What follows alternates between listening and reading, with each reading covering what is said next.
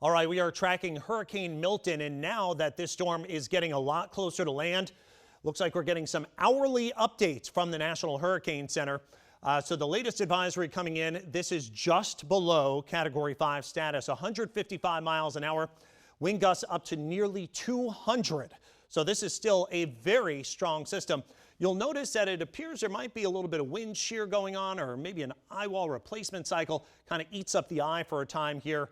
The eye has actually disappeared on our satellite imagery in the past few frames. That'll probably come back out later on for this afternoon, this evening, as things reorganize. But for the time being, that's keeping our, at least, intensity intact at a strong Category 4. It's only 2 miles an hour below Cat 5, but 155 mile an hour hurricane as it moves into now the eastern Gulf of Mexico, just off to the west and northwest of the dry Tortugas down near Key West.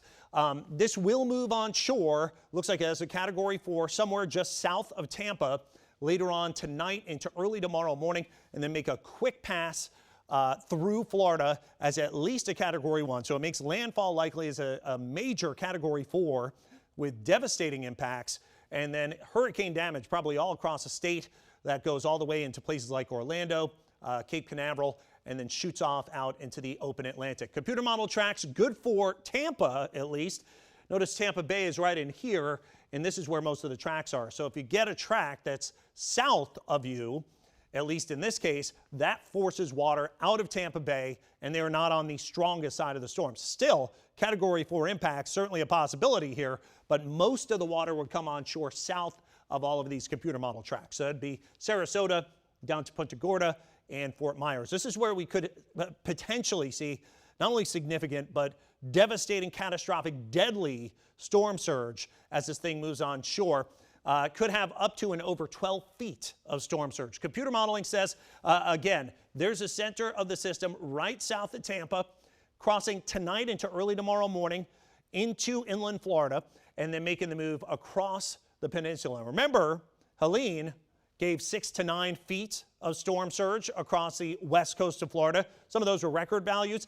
That actually went up this way, up into the Big Bend of Florida, and eventually through Georgia, Carolinas, Appalachians. This will not be the case with this one. Notice where all the hurricane warnings are. Tampa to Cape Coral, and then the east side of Florida as well, the east coast, as this will make a pretty much a straight shot across the Florida peninsula. On top of that, there's a storm surge warning from just north of Tampa, south all the way down to southern Florida, and then from central Georgia south to about Cape Canaveral, there's also a storm surge warning that's in effect.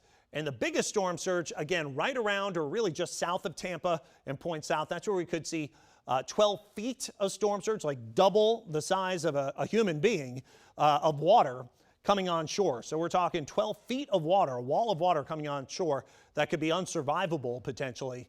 And then there's also in these red areas up to 11 feet of storm surge. That's still huge.